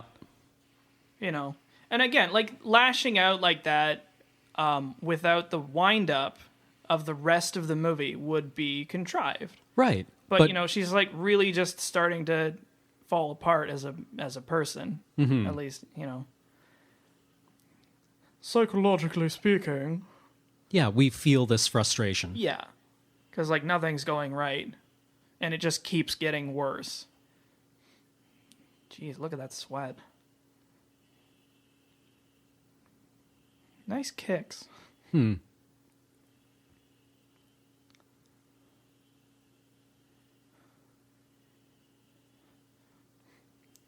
I kind of like the sort of implication in this movie that, like, everybody got killed, and so the not main character had to take over.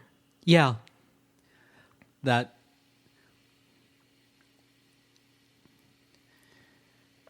Ripley would have been kind of like the third or fourth dead in a more traditional horror movie. Exactly, but it just happened that she was the one who lived. And also, like, I really love that neither her nor Lambert were really the lady characters. Mm-hmm. Well, there is that story that early on in the development of this movie that none of the characters had an assigned gender, and that's why there's still, like, the way they refer to each other by their last names is a vestige of that initial trait. And it wasn't until after they had cast the actors that they started to tweak the scripts a little with gender-specific pronouns. Yeah, and it's nice that, they, mixed it up a little bit. And it's just like, this character is not defined by her gender at all. No. She's just another crew member. Mm-hmm. That Lambert would have been squirrely as a man or a woman. Yep. And this is basically how you do female characters correctly. Is you don't do the female character. Mm-hmm. You just do a character who's, gender could be either or.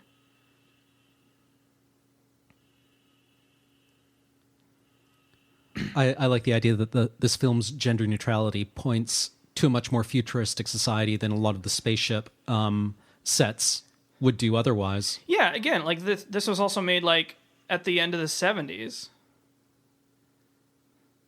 I like that she took the time to turn off the flamethrower there.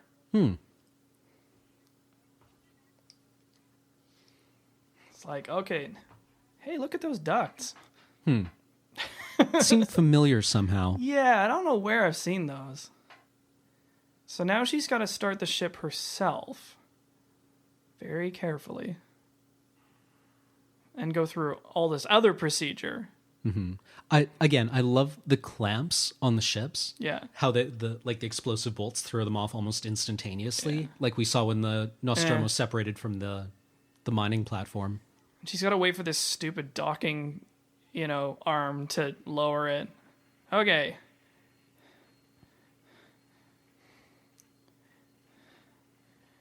Do do do do do do do. Oh boy. And you see how long it's taking her to even clear the ship? It gives you like one last look at the scale of, this place.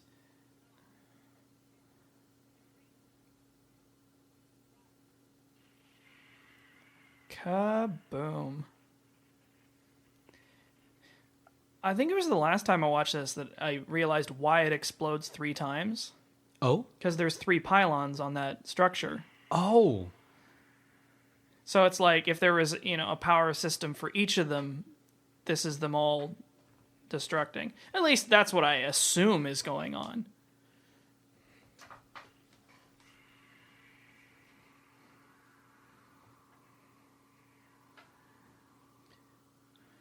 Oh boy. Nice catch. Yeah. Nice catch on that. Sweet catch. Well, I'm glad that's over with. And you sure did.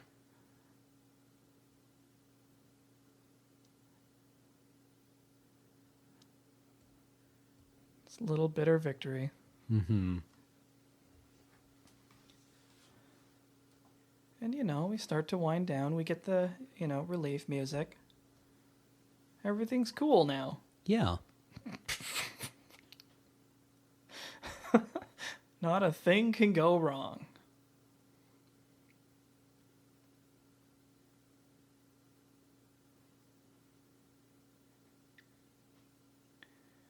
Meow. Meow. Praying. What a pretty kitty. Having now seen the monster, I think we can really begin to appreciate the design of it, right? How you said that to create something horrifying, you need to just retain a bit of the beautiful. And I think, again, it plays into the name of the movie, Alien, in that we recognize it as something that's completely strange and bizarre that we have a hard time even parsing when we see it. But it retains a very familiar form to us. It's a humanoid form. Yeah. That also keeps a lot of weird biological shapes. Like the head is very phallic, right? And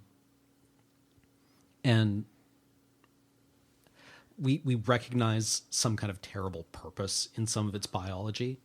Yeah, again, it's just like it's more reason to leave you to wonder. It's like, why is it a humanoid? Like, what does this thing even do? Mm-hmm. Where did that come from? Like, what is all this stuff on it? The dorsal vento things? Yeah, those 4 tubes on its back. Well, better get vulnerable. I read an essay that talked a little bit about Ripley's underwear at this point, of all things. Okay. Where the reviewer was talking about how Ripley, given the option, her underwear is kind of sexy. Yeah. Yeah, it is. Well, was that a director's choice or was it her choice? Yeah. I don't actually know. That is this Hey, Wayland... why are there 4 air tanks? Sorry, you were saying? I don't know. It's I don't know. just kind of peculiar. Doop doop doop. Is that standard issue Webby underwear? Maybe. And she's just It's like, yeah, this... Like, no expletive is loud or profane enough to express how I feel in this situation. Yeah. Oh, This is not fair. No, it isn't. You know. It's like playing a royal flush and then just like, no, didn't get there. Not only is it still alive, it is like in the tiny space you are now in. Mm-hmm. Hey, what's up? That you have enabled its escape as well. Yeah. So, you know, the disempowerment here is just like insane. Mm-hmm. It's like, and there's nowhere to run. That it also seems horribly adept in your environment. Yeah. That it's camouflaged by your home. Mm-hmm. That this place that you work in, that you trusted, is betraying you. Ugh. All very intentional things, I'm sure. So, now what? Also, it's a good thing she put that fucking cat away first. Whoop.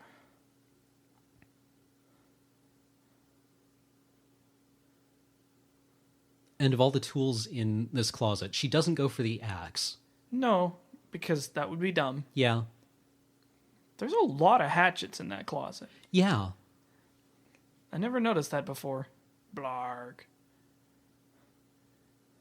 Sponsored by KY. God, just the riveted look. It's just like, come on, keep it together.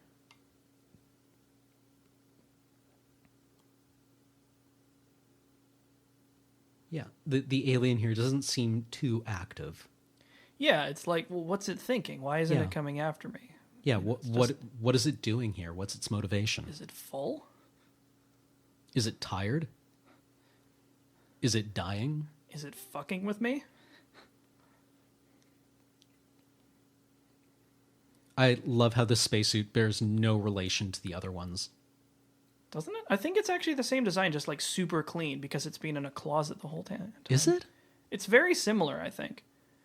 I actually do think it's the same design, but it's like factory fresh, whereas the other ones were just like shitted all over. I could see that. Yep. Magnetic harpoon gun. Probably a thing that would be in here. Mm-hmm. Well, if you've got to climb all over a ship in zero gravity. Yep. It's probably a bike pump.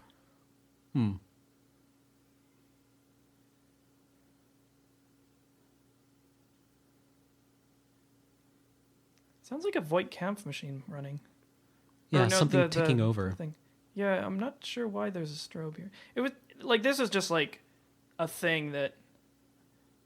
Oh right, Lucky Star. Now this is almost literally singing in the dark.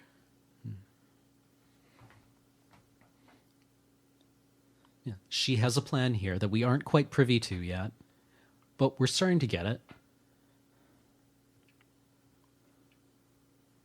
Oh, look, it's modeling sprue. Huh. Some sort of coolant vent or something.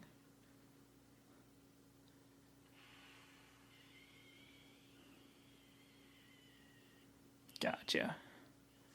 Oh, he doesn't like that at all.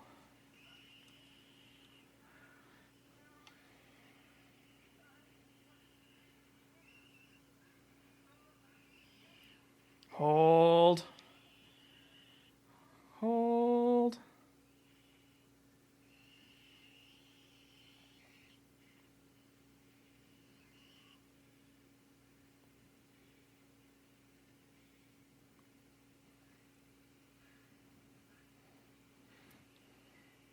I'm not positive why she looks away at this point.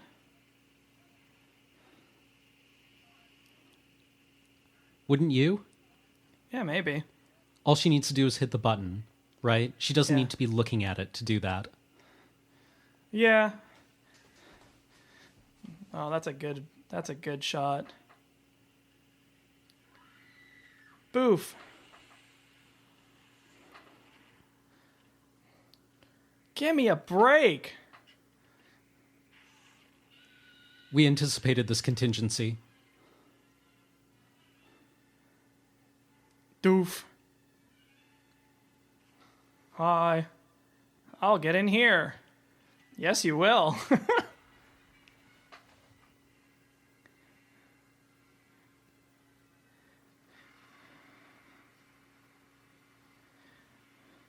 I also kind of like how even that doesn't really kill it. Mm-hmm. She just blows it into space. Like it hasn't been destroyed.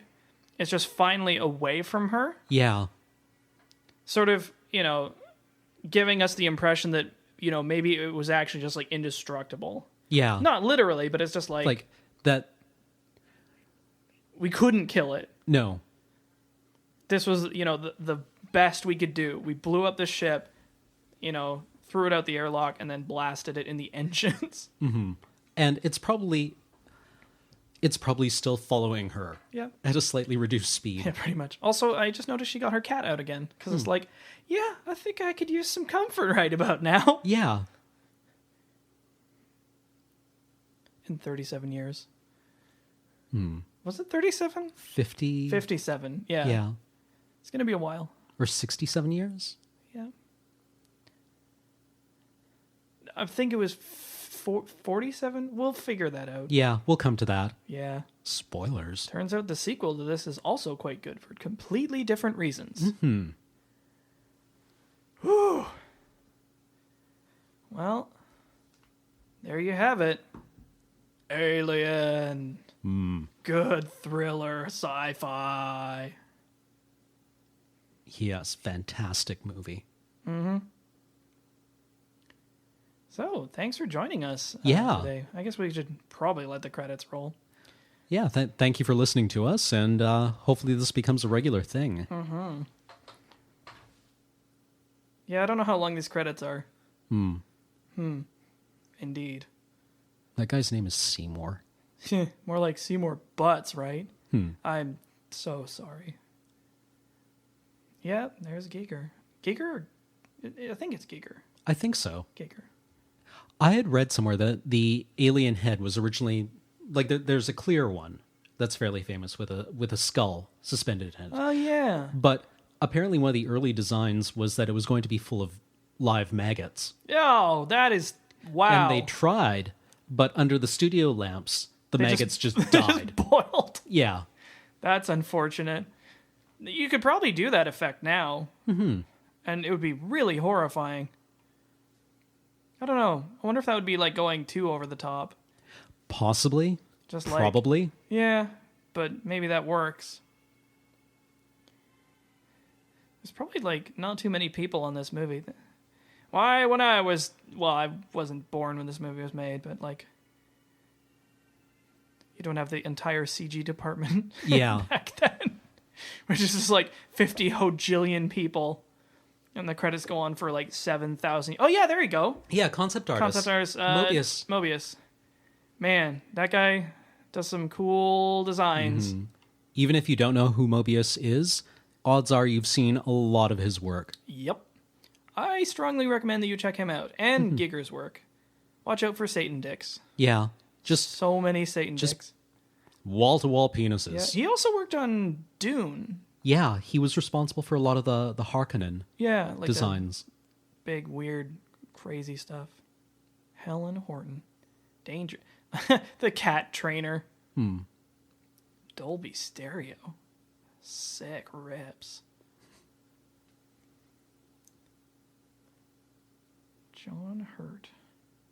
Now, who's the last person? Yaphet Kotto? Yaphet Kotto? Yeah, I wondered why he was introduced a little different. It's just like so-and-so as this person. Is he a celebrity at the time? I don't know. I feel like a chump for not knowing that. It must just be some SAC requirement. Well. Or SAG requirement. Thanks for watching, guys. Yeah. Hopefully you enjoyed it. Let us know. And if I can actually... Turn it off! Turn it off! Oh God, it's in the office!